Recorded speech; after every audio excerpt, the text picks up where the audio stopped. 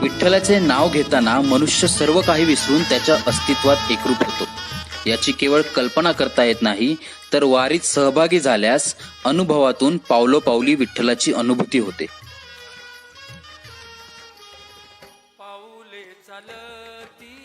हीच वारीची परंपरा जपणारे वारकरी संप्रदायातील निस्सम भक्त म्हणजे नेवाशाचे कामदार आमदार बाळासाहेब मुरकुटे.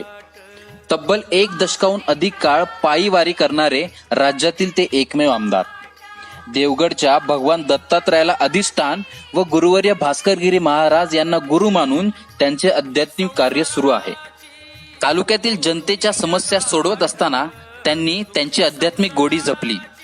पंढरपूरपर्यंत पायी वारीत जाण्याचा त्यांचा संकल्प, वारीत शिस्तीचे पालन, पंक्तीत जेवण, सर्वसामान्यांप्रमाणे वागणूक यामुळे इतर वारकऱ्यांना ते आपलेसे वाटतात. तालुक्याचे प्रश्न विधिमंडळात मांडणारे आमदार मुरकुटे वारीनिमित्त पांडुरंगाच्या चरणी तालुक्यातील जनतेच्या सुख समाधानासाठी साकडे घालतात. आज आपल्या विकासात्मक कार्यामुळे आमदार मुरकुटे जय हरी म्हणून संपूर्ण राज्याला परिचित आहे.